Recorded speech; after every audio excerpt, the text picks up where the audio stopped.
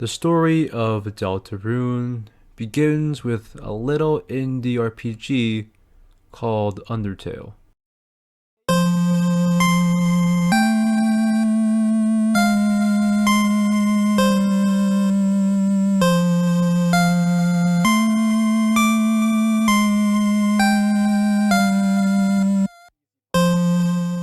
Undertale was an indie RPG released on September 15th, 2015.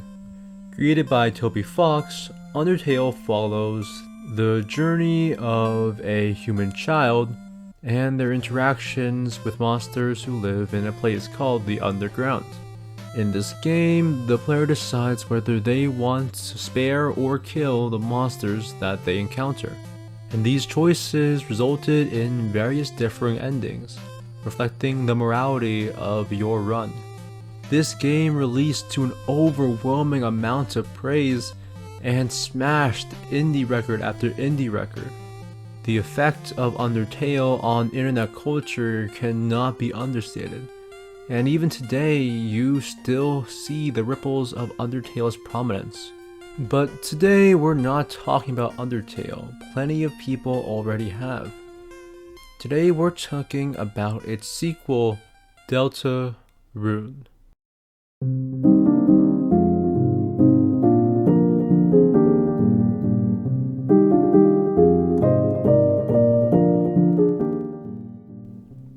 Releasing its first chapter in October 2018 and releasing its second chapter in September 2021, Deltarune is far from finished. In fact, out of the 7 chapters that have been planned for Deltarune, only 2 have come out so far. But what we have gotten so far is some of the best that indie RPGs can frankly offer. Deltarune isn't necessarily a sequel to Undertale. It features the same characters as well as new ones, but in a different setting and context. It's in a world where humans and monsters seem to have coexisted, which is dissimilar from Undertale's world. And on a surface level, the tonage of the 2 games seem to be completely different as well. Despite its whimsical and jokey parts, Undertale is inherently a game filled with tragedy. Monsters, including some of your closest friends, constantly refer to feelings of being trapped and lost.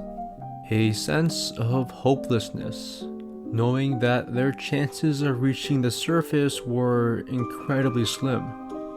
In addition to this, boss fights such as Toriels and Asgores explore the wider range of feelings that comes with such imprisonment down below in the underground. Even minuscule and minute characters express their intense desires to be free. There are happy moments for sure, there are joyous friends you can make, but all of them are plagued by some intense sadness at their circumstance. And on the surface, Deltarune seems to contradict this. If you follow the main route, it just seems like another whimsical adventure. There are constant jokes and incredible characters, and the tonnage is almost fairy tale-like. And the final boss of Chapter 1 is more one-note and cartoonish. It's done very well, don't get me wrong, but it is different. But this is all on a surface level. If one were to look close enough, those intense feelings of imprisonment and doom are still very much present in the world of Deltarune. The only difference is that you have to look closer at the game. There are moments like this in Chapter 1, but with the release of Chapter 2, these undertones have been brought to the forefront, with the introduction of what is, in my opinion, one of Toby Fox's most compelling characters. And that character is Spamton G. Spamton.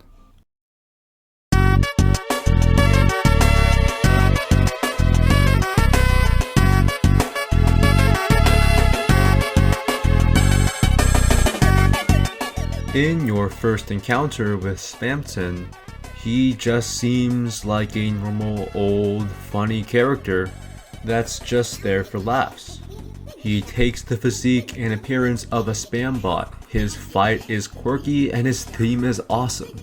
But in the end, he just seems like a fun little enemy, just like many of the creatures in this game. But that's only on the surface level.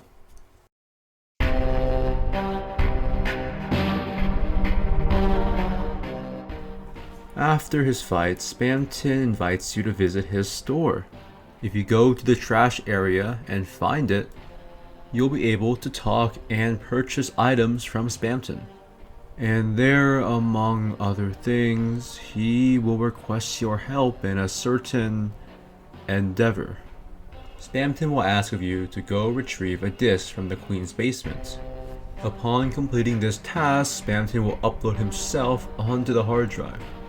And then you will have to insert the disc into a broken down old mech. And once doing this, well, this happens.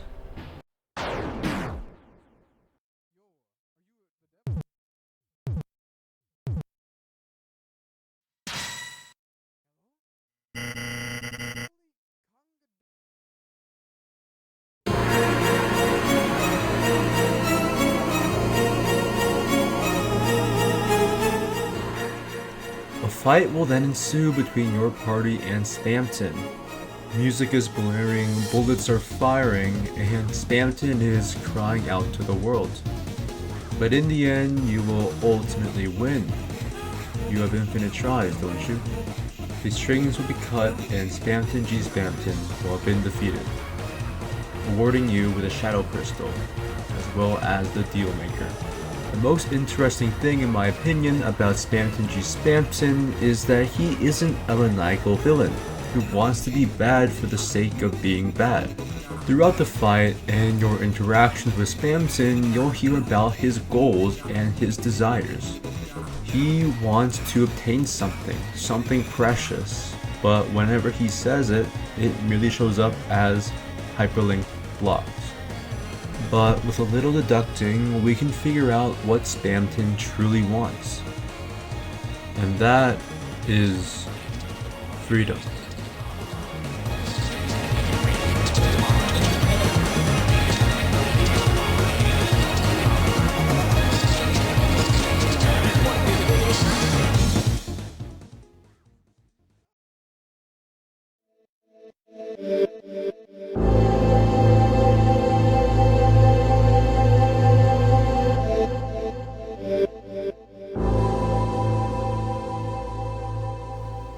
During his transformation, Spamton aggravates over him still being connected to some sort of strings.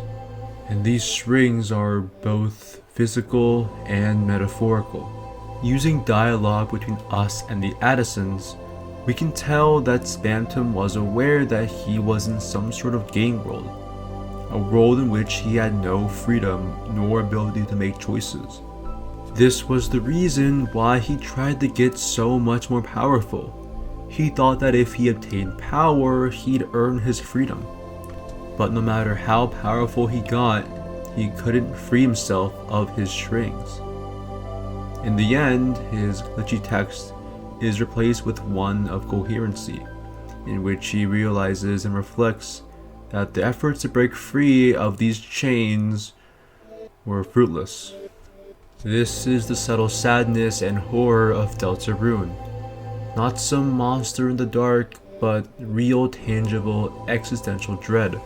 Spamton was a character that went mad because of his knowledge of the true nature of this world, and his attempts to break free proved fruitless and useless. And in a way, Spamton is similar to us. We all have things we cannot escape, and things that will happen sooner or later. We can't escape them no matter how hard we try. They are inevitable facts. The contrast of Spamton's hopelessness and the rest of Deltarune Chapter 2 is striking. The rest of the main root chapter is whimsical and fun. It is full of creatures and quirky characters and awesome boss fights and epic music and awesome and funny things, but Spamton is an outlier. It's almost as if he should not have existed in this world.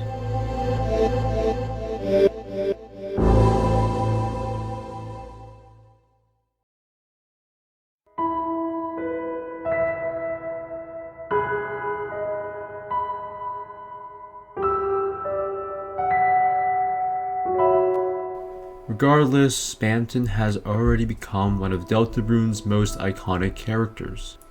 And when Toby Fox releases more chapters of Deltarune, and we go on more splendid adventures, hopefully we'll remember the little man from the cyber world who wanted to escape, who desired to oppose the system, who wanted to become a big shot, and fell so far down below.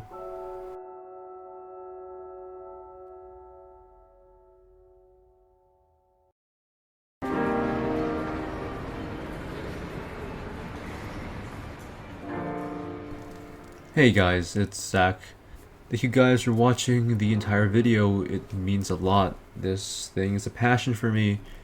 And honestly, I would keep making these if no one watched, so it's cool that some people do. Gotta say. Few things. Thank you so much to Merg for letting me use his gameplay. You are the best. Also, I apologize for the 3-month hiatus on videos. As you know, school has started, so I have to focus on that. But I make videos and edit when I can, so hopefully I can put some more stuff out. Anyways, this is gonna be it, and I'll see you soon, hopefully. Alright, take care.